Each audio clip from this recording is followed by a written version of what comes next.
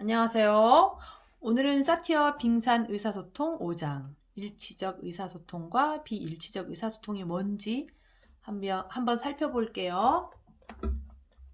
이 사티어는 의사소통을 이렇게 정의했어요. 사람과 사람이 마음과 마음을 나누고 나와 너의 존재가 연결되는 과정이다. 그래서 제대로 된 의사소통을 하려면 나를 알아야 되고 또 상대를 알아야 한다고 이야기하면서 인간을 이 빙산에 비유했어요.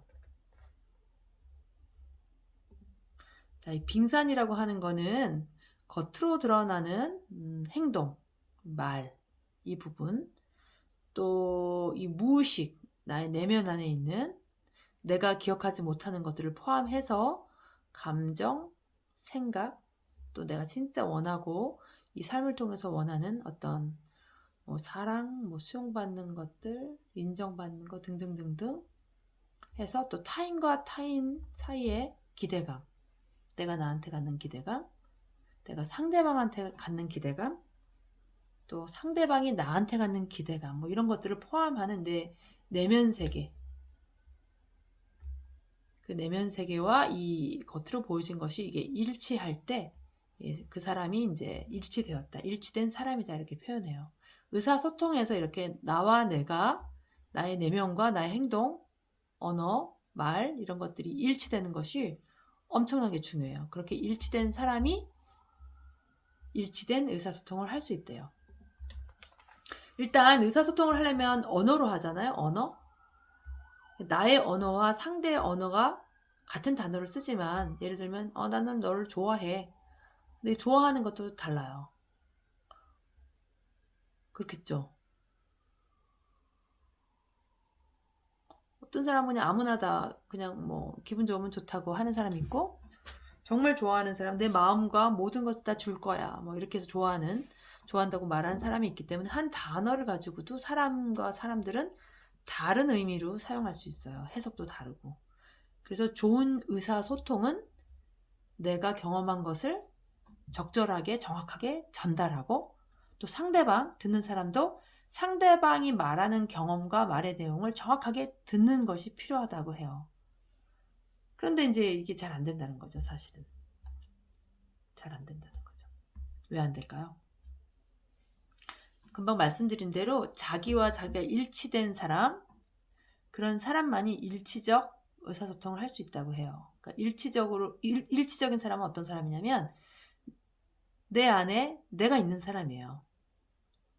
자기 중심에서 내 내면을 솔직하게 바라보고 그것을 나한테도 솔직하고 상대방에게도 솔직하고 정직하게 표현하는 사람이에요. 그냥 표현하는 게 아니라 상황과 또 그 사람과 관계에 어울리는 그런 표현을 하는 사람, 그런 힘이 있대요. 반면에 비일치적인 사람은 비일치적인 의사소통을 하는데 그런 사람은 일단 자기 방어적으로 의사소통을 해요. 나를 방어하는데 급하니까 내 내면에 내가 진짜 원하는 걸 잘 모르죠. 일단은 자극에 의해서 그냥 바로 행동하는 거예요. 반사적으로 방어하는 거예요. 그러니까 마음과 마음이 연결될 수 없죠. 그러니까 그 관계도 생각하지 못하고 또 상황에 대처하지도 못하고 상황을 파악도 못하니까 부적절하게 말하겠죠. 그러니까 의사소통을 잘하려면 이렇게 일치적인 게 굉장히 중요한데 그 일치적이라는 것은 일단 제일 중요한 게 내가 나의 내면과 외면이 일치돼야 된다. 이게 가장 중요하다고 봐요. 이렇게 의사소통을 할 때 일치적인 게 중요하다고 했는데 이때 제일 중요한 거는 자존감이에요.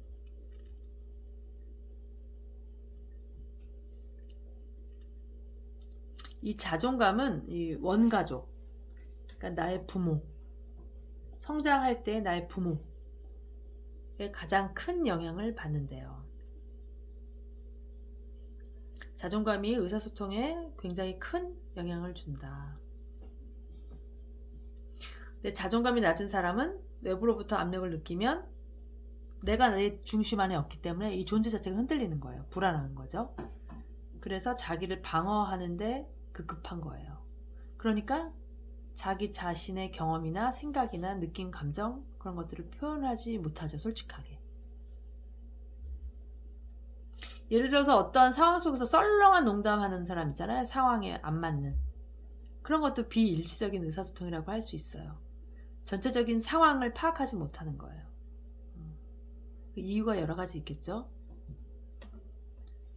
그러니까 상황에 적절하게 표현하고 적응하려면 일단 내가 나하고 일치돼야 된다. 이것이 이 챕터에서 가장 중요한 내용이라고 생각됩니다.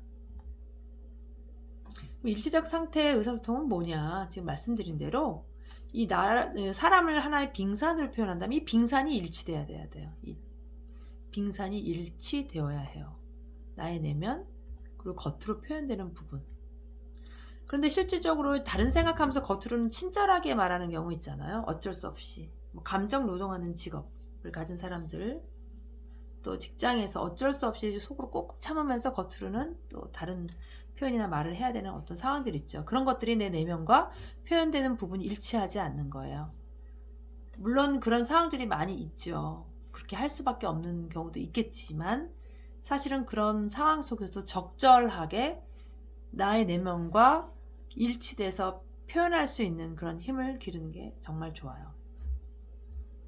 자, 그래서 나의 내면과 표현되는 부분이 일치된, 빙산의 일치된 상태가 첫 번째 중요한 거고, 두 번째는 그런 또 다른 사람의 그런 내면과 외면이 일치된 타인이 만났을 때 이 내면과 내면이 일치해야 돼요. 이건 뭐예요? 그 사람의 마음을 보는 거죠. 그 사람이 말하지 않는 부분도 보는 거예요. 그래야 마음과 마음이 연결되잖아요.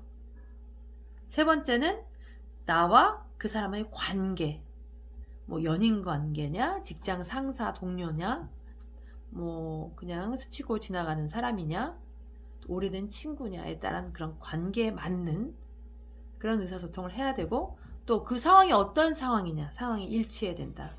그래서 일치적인 상태의 의사소통은 이렇게 사람과 사람이 일치해야 되고, 또 관계에 일치해야 되고, 상황에 일치해야 된다.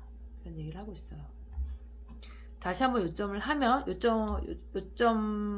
정리를 해보면, 일단 제일 먼저 내가 일치된 상태가 돼야 되죠. 나의 내면을 일단 자각해야 되고, 알아야 되고, 그걸 표현해야 되고, 내가 자기중심적이라는 뜻이 아니라 내가 나의 중심에서 나를 표현하는 거예요. 어떻게? 상대방을 고려해서, 상대방을 배려해서, 그 환경에 어울리게 표현해야 돼요. 사회 문화적인 특징에 적절하게. 그리고 나와 상대방은 서로 방어적이지 않게. 그러니까 자기가 일치된 사람들은 서로 방어적이지 않아요. 이럴 때 제일 중요한 건 자존감. 자존감은 사람 그 존재 가치를 본인이 느끼는 건데 나 정말 괜찮은 사람이야. 이제 이런 진정한 자존감은 자기의 소유한 것과 관계가 없어요. 사회적 위치, 부, 명예 이런 것보다는 사실은 그 사람 존재, 생명, 그냥 삶, 내면, 구체적으로 얘기하면 사랑이 얼마큼 충족되는지, 소속감, 또 수용받은 경험, 안전감, 인정받는 것, 삶의 목적, 의미, 자유로움, 또 내가 옳다고 승인받았던 경험들, 그런 것들이 모여서 나는 진짜 괜찮은 사람이야 라는 그런 느낌이에요. 그런 믿음, 자기 자신에 대한. 그런 사람들은 자존감이 높아요. 그럼 자기에 대해서 알게 되는 거예요. 반면 자존감이 낮은 사람들은 자기를 평가절하하거나 너무 지나치게 낮게 보거나 높게 평가하는데 그 이유는 자기를 알지 못하기 때문이에요. 정말 자기가 어떤 사람인지. 자기가 언제 행복한지. 혼자 있을 때 보면 알아요. 혼자 아무것도 안 하고 혼자 가만히 있을 때. 혼자 잘 지내는 사람은 자기 일치감이 있는 사람이고 자기가 어떤 사람인지 스스로 아는 사람이죠. 자기 감정, 느낌, 좋아하는 거. 싫어하는 거, 뭐 여러 가지. 그렇게 자기 스스로 자기한테 자기가 자기하고 잘 일치된 사람은 안정적이겠죠? 그쵸?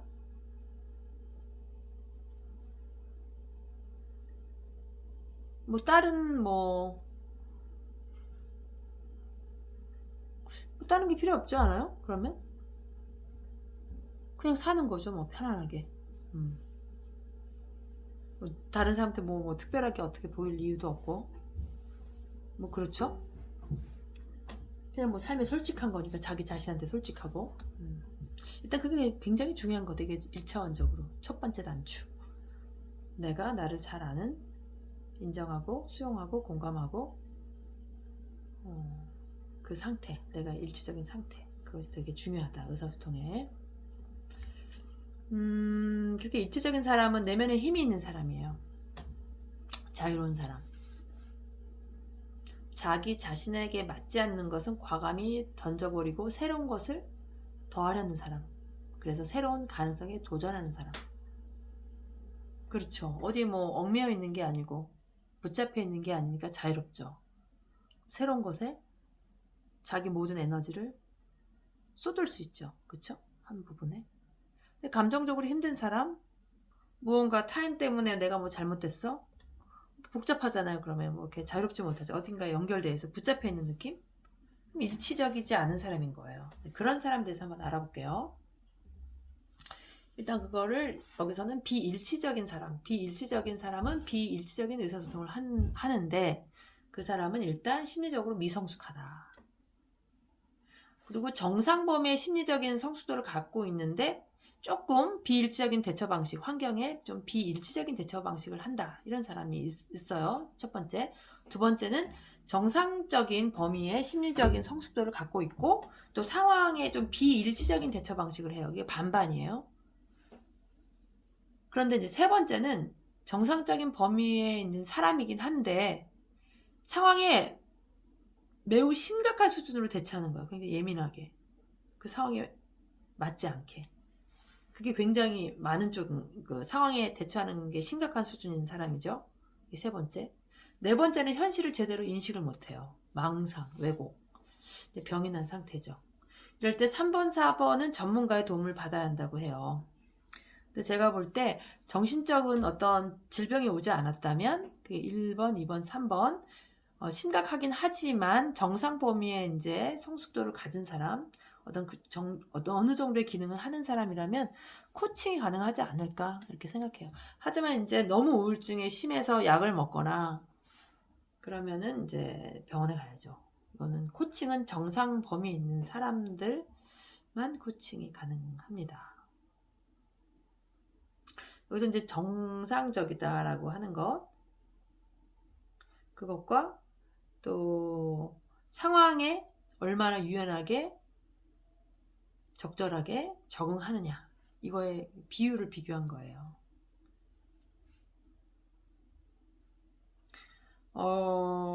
그렇지만 이제 관계나 상황에 따라서 좀 행동을 좀 다르게 할 수 있잖아요.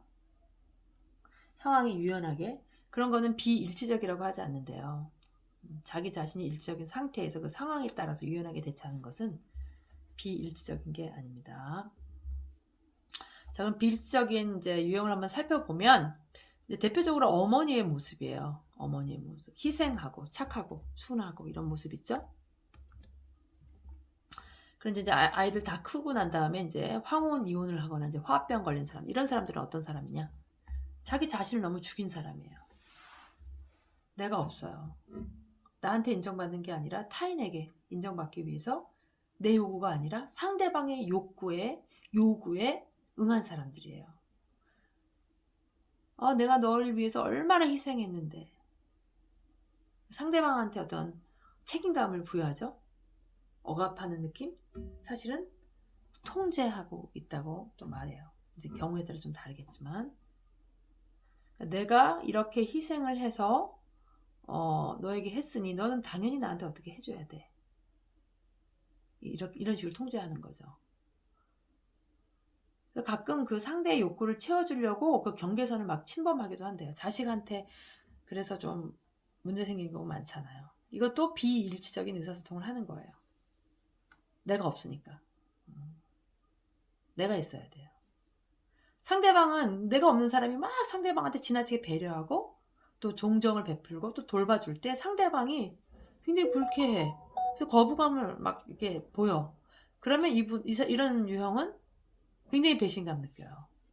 그리고 관계를 단절하기도 한대요. 야, 너 호적에서 나가! 빼! 그리고 의존하죠. 안 봐! 뭐 이렇게. 내가 없는 사람들이 그렇습니다. 내가 중요하고 내가 있는 사람들은 상대방도 그가 있고 그가 중요하다는 것을 인정할 수밖에 없어요. 근데 내가 없는 사람은 상대방이 내가 있는지도 모르는데 상대방이 있다고 생각해요? 그렇게 생각 못하죠. 그렇죠? 그래서 부모님이나 배우자가 매우 희생적이고 회유적인 사람은 정말 그런 사람처럼 보여도 사실은 통제하고 있는 거예요. 이런 사람들의 그래도 장점은 뭐냐면 상대방의 욕구를 민감하게 파악하고 상대방이 원하는 것을 빨리 채워준대요. 그리고 이 비일치적 회유형인 사람들의 그 감정을 들여다보면 불안하고 우울하고 슬프대요.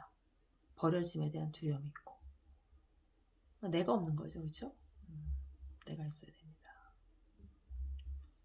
비일치적 비난형. 이것도 가부장적인 아버지상. 예전에 한 1930년, 40년, 지금 한 80 이상 되신 분들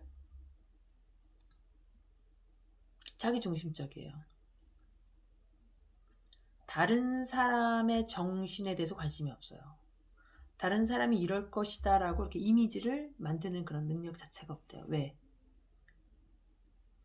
나한테도 그런 게 있는지 모르니까. 자신이 일단 딱 의식적으로 옳다고 믿으면 그게 다예요. 내가 옳다. 다른 사람이 틀렸다. 저 사람 왜 저러지? 잘 받아들이질 못해요. 매우 자기중심적인 사람. 다른 사람의 생각, 그 사람의 감정, 그 사람이 어떤 기대를 갖고 있는가 이런 걸 몰라요. 왜? 자기도 모르니까. 자기도 자기 감정을 모르는데 자기도 자기를 이해하지 못하는데 예를 들면 어렸을 때 지극히 온전한 사랑을 받은 사람들은 감동을 받잖아요. 가슴속으로. 그럼 내면에 가슴에 마음이 있다는 걸 알거든요. 근데 그런 경험을 하지 못하는 사람들은 몰라요. 본인 안에 그런 게 있는지. 그러니까 다른 사람들도 모르죠. 그런 게 있는 건지. 나도 마음이 없는데 상대방한테 마음이 있다는 생각을 할 수가 없잖아요. 그렇죠? 그래서 일단 생각에 이제 삶을 맡기는 거예요. 내 생각이 맞아. 넌 틀렸어. 이분법적인 사고 체계가 강하게 형성된대요. 얼마나 인생이 녹록하지 않죠, 그렇죠? 얼마나 힘들게 살았을까 그런 생각이 듭니다. 이런 사람들은 자기가 위협당한다고 느끼면 일단 딱 싸우기, 생존 방식을 사용한대요. 이런 사람들의 감정을 들여다보면 분노, 또 두려움, 공포, 나를 보호해야 되니까 또 인정받고 싶은 욕구, 이것도 타인 중심적인 자기의 되게 중요한 부분이 바깥에 있는 거죠. 하지만 이런 사람들은 본인은 되게 열심히 산다고 생각하는데 타인에게 상처를 주고 있다는 것을 미처 깨닫지 못한대요. 또 자기는 되게 열심히 살기 때문에 어떤 이거 틀렸어 하는 어떤 용납할 수 없는 상황이 되면 어떻게 되겠어요? 엄청나게 폭력적인 화를 내겠죠. 화를 내는. 이들에게도 또 장점이 있습니다. 내적 에너지가 높고요. 자기 주장에 힘이 있고 추진력, 리더십이 있대요. 리더십. 이런 비난형은 자신의 감정과 만나서 자기와 타인을 수용할 수 있는 경험을 하게 되면 변화할 수 있답니다. 그러니까 제일 중요한 건 자기 자신을 들여다보는 거네요. 그렇죠? 나의 감정. 내가 이랬어. 내가 이렇게 그때 너무 억울했지. 맞아. 그때 너무 화났어. 이런 것들을 알고 수용하고 인정하고 그랬을 때 다른 사람의 마음도 보이는 거죠. 변화가 시작되는 거. 예전에 그런 뭐 교육이 없잖아요. 엄마들 지금 80이신 부모님들의 부모님들은 그때 전쟁 막 6.25 사변 막 이럴 때니까 생존에 급급하니까 어떻게 하겠어요. 자녀를 어떻게 대했겠어요. 그렇죠? 또 다른 또 비일치적인 스타일은 뭐냐면 초이성형이에요. 이런 사람들은 이제 태어날 때부터 사고 기능이 발달한 사람들인데 이성적인 사람들이죠. 이제 부모가 감정 교류를 못하고 막 싸울 때, 또 엄마가 감정 기복이 너무 많을 때, 아빠가 감정 기복이 너무 많을 때 그걸 보고 딱 판단하는 거예요. 아, 내가 빠져야 되겠다. 저기 휘말리면 안 되겠다. 이렇게 객관적으로 생각하는 거예요. 사고하는 거예요. 그래서 이 사람들에게는 상황만 있대요. 상황. 본인들은 합리적이라고 생각해요.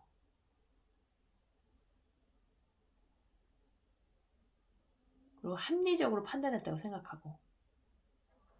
근데 이제 중요한 건 상황에 대한 어떤 기능적인 측면에만 초점을 맞추기 때문에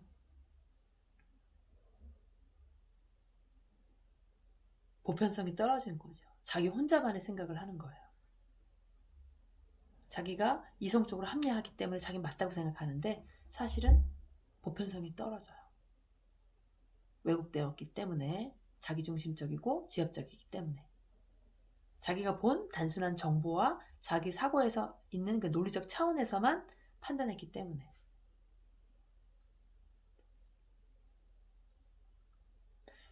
이런 사람들은 주관적인 자신의 판단을 객관적이라고 확신한대요.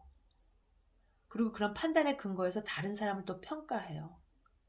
자기 자신의 좁은 터널 속의 시선은 모르는 거죠. 이런 사람들의 특징은 남들이 볼 땐 되게 자족하는 사람처럼 보이지만 이 친밀감과 거리감 조절을 못한대요. 왜? 성장기에 적절한 친밀감을 경험하지 못했잖아요. 멀리 떨어져서 판단만 했잖아요. 머리로.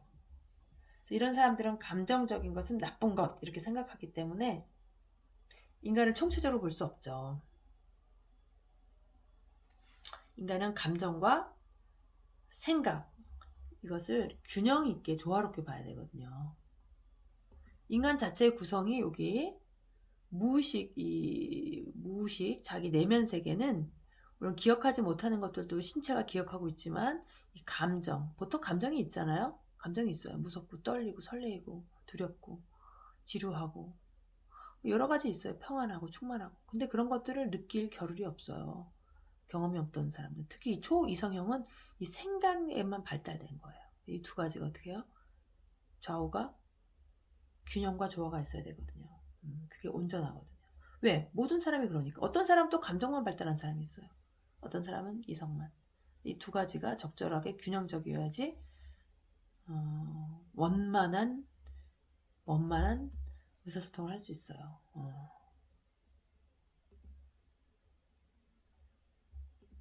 어디까지 했지? 자, 그래서 초이성형. 이 초이성형인 경우에 감정을 느끼기 어려워한다. 이런 특징이 있습니다. 또 다른 또 형은 부적절형이에요. 부적절형. 부적절형은 어떤 특징이 있냐면 현실을 도피해요. 그중에 세 가지가 있는데 산만형. 어렸을 때 왜 ADHD로 진단받은 행동장애로 진단받은 그 어린이들 그래서 이제 상황이 좀 나아지는 경우도 있는데 어른 ADHD로 또 판정되는 사람도 있어요. 이거 TV에 최근에 나왔는데 그 댄서 그분은 이제 그런 사람들은 좀 산만해요. 그 어린아이였을 때 형성된 그 대처 방식 있잖아요. 그게 어른이 돼서도 유지되는 거예요. 그러니까 좀 조용하고 차분한 걸 잘 못 견뎌요. 약간 조용하고 말과 말 사이에 좀 끊기고 그러면 어색한 분위기 참지 못하고 농담하거나 뭐 그렇게 하죠. 그러니까 뭐 유머러스하고 발랄하고 재미있는 그런 장점은 있는데 이게 좀 지나치면 상황에 부적절한 썰렁한 농담 이런 것들도 사실은 내면이 일치감이 좀 없다고 볼 수 있어요. 비일치적. 자기 자신과 일치된 사람은 어떤 상황에서도 안정감이 있어요. 안정감. 안정하다. 안정되다. 이 산만형은 막 바쁜 거예요. 이번 최근에 뭐 돌싱 이혼한 사람이 다시 만난 거 거기 나은 일이 나왔는데 그 전 부인이 그렇게 얘기하더라고. 당신 너무 바빠서 우리는 가만히 앉아서 대화할 시간을 못 가진 것 같아. 한 번도. 뭐 7년인가 살았나? 10년 살았나? 근데 카페에 앉아서 대화를 해본 적이 없대요. 왜? 남편이 너무 바빠요. 하루 종일 돌아다니고. 그분이 약간 산만형이 아닌가. 본인은 모르죠. 되게 열심히 살았다고 생각하는데 자기가 왜 이렇게 사는지 잘 모르는 거예요. 내면을 좀 돌아보고 좀 그래야 되는데 사실은 근데 이거는 유전적인 거하고도 좀 관련이 있는 것 같아요. 아까 그 초이성형처럼 초이성형일 경우는 너무 이성이 발달한 사람들이 이제 환경, 부모님 이런 성장 환경과 만났을 때 그렇게 이제 발현이 되는 거고 이 산만형 같은 경우 예를 들면서 사주에서 화가 굉장히 많은 애들은 굉장히 산만하거든요. 그 유전적인 면도 있어요, 사실은. 그래도 이제 성인이 되면 이러한 여러 가지 것들을 공부해서 본인 스스로 이제 보는 훈련, 그냥 느낌대로 동물적인 감각으로 살아가는 것이 아니라 진짜 무의식적인 어떤 나와 만나는 작업 그런 걸 통해서 좀 일치적인 사람으로 나갈 수 있지 않나 뭐 제가 또 그렇게 한번 생각이 되더라고요. 이런 사람들은 그 상황에는 있어요, 내가. 근데 그 안에 나와 상대방이 없는 거예요. 되게 바쁘게 살아. 근데 대화를 해본 적이 없어. 저도 그런 사람이 있거든요. 가족 중에. 근데 가만히 보면 자기가 없는 것 같아요. 자기가 없는. 생각은 있고 바쁜데 진짜 자기가 뭘 원하는지 잘 모르는 것 같더라고요. 산만형. 회피형은 예를 들면 엄마랑 아버지가 싸웠다. 그러면 그 상황에서 도망쳐요. 문 닫고 나가버린다고요. 하지만 정서적 차원으로는 매여 있대요. 엄마한테, 예를 들면 아버지한테. 근데 거꾸로 철회형, 집 바깥에 안 나가. 자기 방에 들어가요. 그 상황이 그대로 있어요. 근데 정서적으로 문을 닫아버려요. 그러니까 이 세 가지 형이 다 현실 도피형이에요. 현실을 도피한다. 현실을 도피해도 의사소통을 하긴 힘들다는 거죠. 도피해버리니까 상대방하고 마주보지 않는데 어떻게 의사소통이 되겠어요. 그쵸? 기타 마지막으로는 아까 그 자기중심적 있잖아요. 엄마. 희생적인 엄마의 모습. 비일치적인 회의형. 아니다. 이 사람 말고 자기중심적, 가부장적인 아버지의 모습 대표적으로 그 사람보다 더 자기애적 성향이 강한 사람이 있어요. 이런 사람은 상황도 보이지 않는데요. 이 세상에 자기만 존재한다는 자기만. 이런 사람은 어떤 특징이 있냐면 자기하고도 연결되지 않았기 때문에 자기도 사랑하지 않기 때문에 타인과 만났을 때 진정성이 없대요. 관심이 없어요, 상대방한테. 자기 자신과도 만난 적이 없는데 어떻게 타인하고 만나겠어요. 타인에 대한 관심이 전혀 없으니까 진정성이 없는 거죠. 이런 사람은 자신의 행동이 상대방에게 어떤 영향을 끼칠지, 상황에 적절한지, 어떨지 전혀 관심이 없는 거예요. 생각 자체를 못하는 거예요. 생각을 안 하는 게 아니라. 또 거꾸로 너무 상호 의존적인 관계가 있어요. 맨 맞고 사는 여자들 있잖아요. 이런 경우에 남편에게 너무 의존하기 때문에 그 관계를 끊지 못하는 거예요.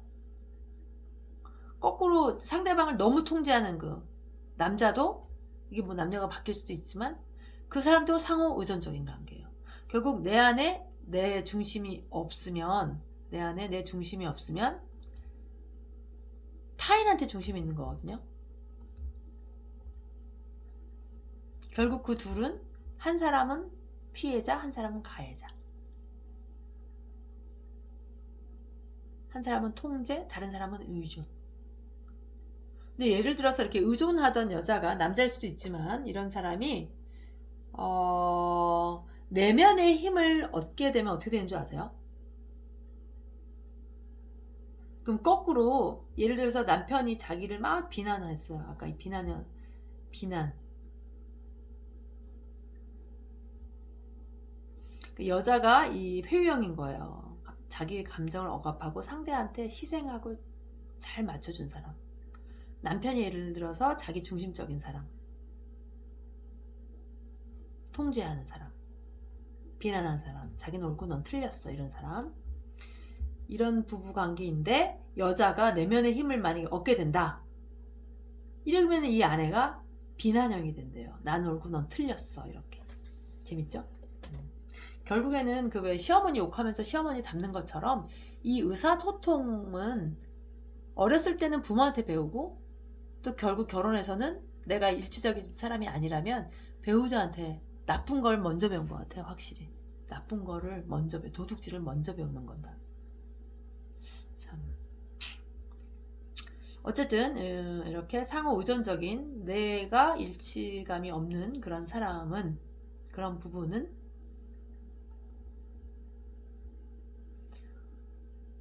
세상과 타인에게 불안과 두려움으로 사실은 가득 차 있대요. 이런 부부 사이에 있는 이제 자녀 있잖아요. 자녀들은 부모하고 연결되어 있겠어요? 아니겠죠? 결국에는 형제들과도 이런 마음을 나누지 못하고 이 가족들은 모래알이 된답니다. 이제 여기까지인데요. 제일 중요한 거는 뭘까요? 자기 일치감. 내가 일치적인 상태가 되는 것. 그렇게 하려면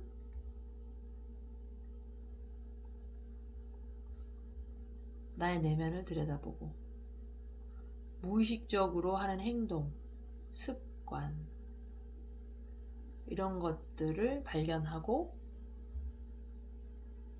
그런 습관들 때문에, 자동화된 습관 행동들 때문에 몰라봤던 진짜 나의 열망, 소망을 들여다보는 거죠. 나는 진짜 어떤 사람이지? 나는 뭐 할 때 가장 기쁘지? 나는 뭐 할 때 되게 슬프지? 그래, 나는 이런 사람이야 라고 자기를 자각하는 것, 자기를 아는 것,